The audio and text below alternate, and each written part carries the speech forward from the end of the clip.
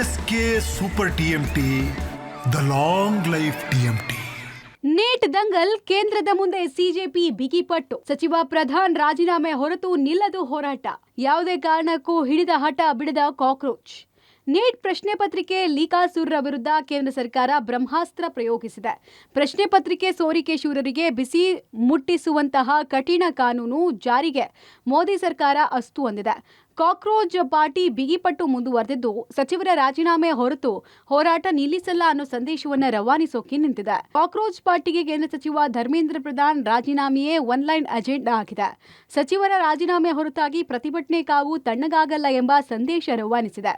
ಇದರ ಜೊತೆಗೆ ಇನ್ನೂ 2 ಬೇಡಿಕೆಗಳನ್ನ ಇರಿಸಲಾಗಿದೆ. ಆ ಬೇಡಿಕೆ ಏನು ಅಂತ ನೋಡೋದಾದ್ರೆ, ಸರ್ಕಾರಕ್ಕೆ ಸಿಜೆಪಿ ಬೇಡಿಕೆ, ಧರ್ಮೇಂದ್ರ ಪ್ರಧಾನ್ ರಾಜೀನಾಮೆ ನೀಡಬೇಕು. ಬೇಡಿಕೆ ನಂಬರ್ 2, ಮೃತ ವಿದ್ಯಾರ್ಥಿಗಳ ಕುಟುಂಬಕ್ಕೆ ತಲಾ 1 ಕೋಟಿ ಪರಿಹಾರ ಕೊಡಬೇಕು. ಬೇಡಿಕೆ ನಂಬರ್ 3, ವಿದ್ಯಾರ್ಥಿಗಳ ಮೇಲಿನ ಎಫ್ಐಆರ್ ವಾಪಸ್ ಪಡಿಬೇಕು. ಸದ್ಯದ ಮಟ್ಟಿಗೆ ಕೇಂದ್ರ ಸರ್ಕಾರವು 2 ಮತ್ತು 3ನೇ ಬೇಡಿಕೆಗೆ ಒಪ್ಪಿಕೊಂಡಿದ್ದಾಗಿದೆ. ಆದರೆ ಸಚಿವ ಧರ್ಮೇಂದ್ರ ಪ್ರಧಾನ್ ರಾಜೀನಾಮೆ ವಿಚಾರದಲ್ಲಿ ಕೇಂದ್ರ ಸರ್ಕಾರ ಹಿಂದು ಮುಂದು ನೋಡ್ತಾ ಇದೆ. ಕಾಕ್ರೋಚ್ ಜನತಾ ಪಾರ್ಟಿಯ ಪ್ರತಿನಿಧಿಗಳ ಜೊತೆಗೆ ಕೇಂದ್ರ ಸಚಿವ ಜೆ.ಪಿ. ನಡ್ಡಾ ಅವರು ಇವತ್ತು ಸಭೆಯನ್ನು ನಡೆಸಿದರು. ಪ್ರತಿಭಟನೆಯನ್ನ ಮುಗಿಸುವಂತಹದರ ನಿಟ್ಟಿನಲ್ಲಿ ಚರ್ಚೆಗಳನ್ನು ಮಾಡುವಂತಹ ಪ್ರಯತ್ನವನ್ನು ಕೂಡ ಕೇಂದ್ರ ಸರ್ಕಾರದಿಂದ ಆಗಿದೆ. ಕೇಂದ್ರ ಸರ್ಕಾರದ ಪ್ರತಿನಿಧಿಗಳ ಮುಂದೆ ಸಿಜೆಪಿ ಈಗ 3 ಕಂಡೀಷನ್ಸ್ಗಳನ್ನು ಇಟ್ಟಿರುವಂಥದ್ದು.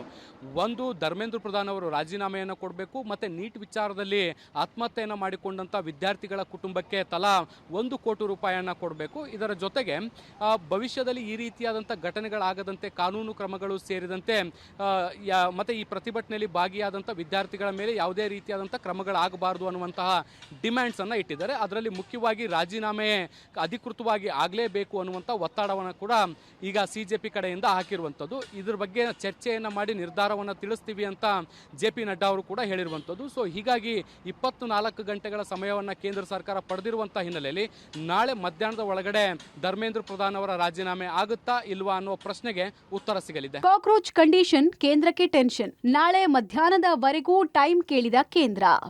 ಕಾಕ್ರೋಚ್ ಪಾರ್ಟಿ ಇಟ್ಟಿರುವ 3 ಬೇಡಿಕೆಗಳ ಬಗ್ಗೆ ಕೇಂದ್ರ ಯೋಚಿಸ್ತಾ ಇದೆ. ಸಿಜೆಪಿ ನಿಯೋಗದ ಜೊತೆಗೆ ಸಭೆ ನಡೆಸಿದ ಜೆ.ಪಿ. ನಡ್ಡಾ ಹಾಗೂ ಜಿತೇಂದ್ರ ಸಿಂಗ್ ನಾಳೆವರೆಗೂ ಟೈಮ್ ಕೇಳಿದ್ದಾರೆ. ನಾಳೆ ಮತ್ತೊಂದು ಸುತ್ತಿನ ಮೀಟಿಂಗ್ ಕರೆದಿದ್ದು, ಪರಿಸ್ಥಿತಿ ನೋಡಿಕೊಂಡು ಮುಂದಿನ ಕ್ರಮದ ಬಗ್ಗೆ ಆಲೋಚನೆ ನಡೆಸಲಾಗ್ತಿದೆ. ನೀಟ್ ಲೀಕಾಸುರರ ವಿರುದ್ಧ ಬ್ರಹ್ಮಾಸ್ತ್ರ ಪ್ರಯೋಗ. ಲೀಕಾಸುರರಿಗೆ 10 ವರ್ಷ ಜೈಲು, 10 ಕೋಟಿ ದಂಡ.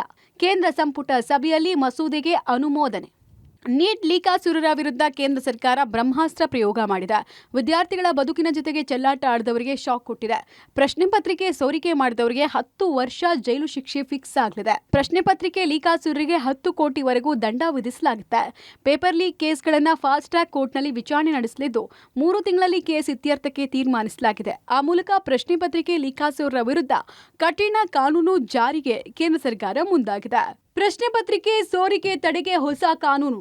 ಪೇಪರ್ ಲೀಕ್ ತಡೆಗೆ ಕಠಿಣ ಕಾನೂನು ಜಾರಿಗೆ ಮುಂದಾದ ಸರ್ಕಾರ. ಪ್ರಶ್ನೆ ಪತ್ರಿಕೆ ಸೋರಿಕೆ ತಡೆ ಮಸೂದೆಗೆ ಕ್ಯಾಬಿನೆಟ್ ಒಪ್ಪಿಗೆ ಸೂಚಿಸಿದೆ. ಪೇಪರ್ ಲೀಕಾಸುರರಿಗೆ ಇನ್ಮುಂದೆ 10 ವರ್ಷ ಜೈಲು ಶಿಕ್ಷೆ ವಿಧಿಸಲಾಗುತ್ತೆ. ಫಾಸ್ಟ್ ಟ್ರ್ಯಾಕ್ ಕೋರ್ಟ್ನಲ್ಲಿ 3 ತಿಂಗಳಲ್ಲಿ ವಿಚಾರಣೆ ನಡೆಸೋದಕ್ಕೆ ಅವಧಿಯನ್ನ ಸೀಮಿತಗೊಳಿಸಲಾಗುತ್ತೆ. ಲೀಕ್ ಆರೋಪಿಗಳಿಗೆ 10 ಕೋಟಿ ರೂಪಾಯಿವರೆಗೂ ದಂಡ ಹಾಕೋದಕ್ಕೆ ಅವಕಾಶ ಇರುತ್ತೆ. ಸೋಮವಾರ ಮಸೂದೆ ಮಂಡನೆಯನ್ನ ಸರ್ಕಾರ ಸಂಸತ್ನಲ್ಲಿ ಮಾಡಲಿಕ್ಕಿದೆ. ಇನ್ನು ನೀಟ್ ಪ್ರಶ್ನೆ ಪತ್ರಿಕೆ ಸೋರಿಕೆ ತಡೆಗೆ ಕೇಂದ್ರ ಸರ್ಕಾರ ಮದ್ದುವರೆದಿದೆ. ಪ್ರಶ್ನೆ ಪತ್ರಿಕೆ ಸೋರಿಕೆ ತಡೆ ಮಸೂದೆ ಮಂಡನೆ ಫಿಕ್ಸ್ ಆಗಿದೆ. ಜುಲೈ 27ರ ಸೋಮವಾರವೇ ಕೇಂದ್ರದಿಂದ ಹೊಸ ಮಸೂದೆ ಮಂಡನೆ ಆಗಲಿದೆ. ಕೇಂದ್ರ ಸಚಿವ ಜಿತೇಂದ್ರ ಸಿಂಗ್ ಮಸೂದೆ ಮಂಡಿಸಲಿದ್ದು, ಸಂಸತ್ನಲ್ಲಿ ಮತಕ್ಕೆ ಹಾಕುವ ಸಾಧ್ಯತೆ ಇದೆ. ಒಟ್ನಲ್ಲಿ ನೀಟ್ ಲೀಕಾಸುರರಿಗೆ ಬಿಸಿ ಮುಟ್ಟಿಸೋಕೆ ಕೇಂದ್ರ ಸರ್ಕಾರ ಅಸ್ತು ಹೊಂದಿದೆ. ಆದರೆ ಸಚಿವ ಧರ್ಮೇಂದ್ರ ಪ್ರಧಾನ್ ರಾಜೀನಾಮೆ ಪಡಿತಾರಾ ಇಲ್ವಾ ಎಂಬ ಪ್ರಶ್ನೆಗೆ ಇನ್ನಷ್ಟೇ ಉತ್ತರ ಸಿಗಬೇಕಾಗಿದೆ.